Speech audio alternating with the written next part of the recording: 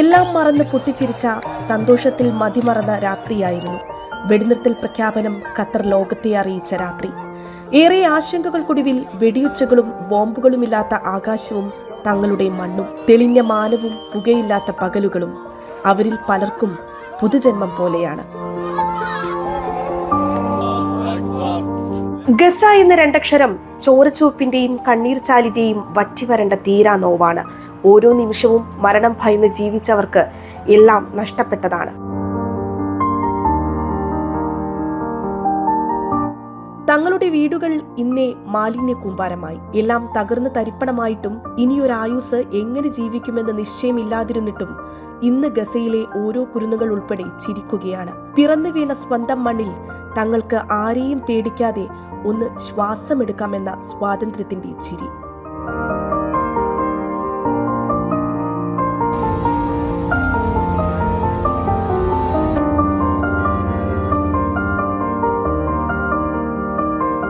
ഇനി ടെന്റുകൾ വിട്ട് തങ്ങളുടെ അടുത്ത ഇടങ്ങളിലേക്ക് മടങ്ങാമെന്നായിരുന്നു അമേരിക്കൻ മുൻ പ്രസിഡന്റ് ജോ ബൈഡന്റെ വാക്കുകൾ.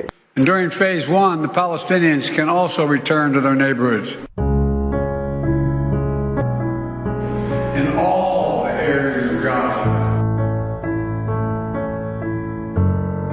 ബൈഡൻ പറഞ്ഞ ആ വാസസ്ഥലങ്ങളിൽ ബാക്കിയാകുന്നത് കോൺക്രീറ്റ് മാലിന്യങ്ങൾ മാത്രം കുമിഞ്ഞുകൂടിയ തകർന്ന പ്രദേശമാണ്. ആ കോൺക്രീറ്റ് കൂമ്പാരങ്ങൾക്കിടയിൽ മാസങ്ങൾക്ക് മുൻപ് കാണാതായ തങ്ങളുടെ പ്രിയപ്പെട്ടവരെ അന്വേഷിക്കുന്നവരുമുണ്ട്.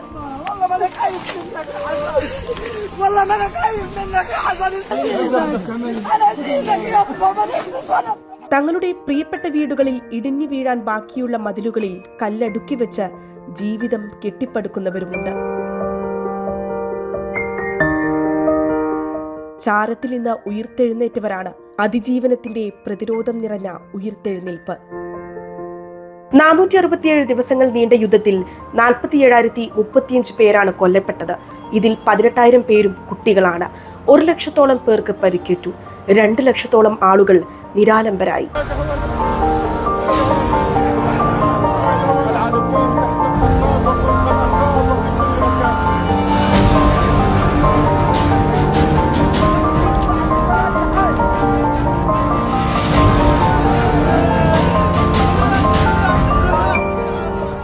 ഇനിയും ഏത് നിമിഷവും സാഹചര്യങ്ങൾ മാറിയേക്കാം.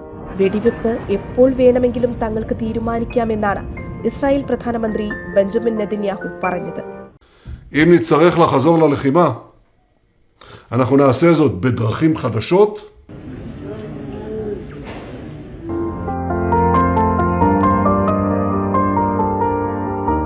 യുദ്ധത്തിൽ വിജയമില്ല, യുദ്ധം പരാജയത്തിൻ്റെതാണ്. മനുഷ്യൻ എന്ന ജീവിയുടെ മാനുഷിക മൂല്യങ്ങളുടെ പരാജയം.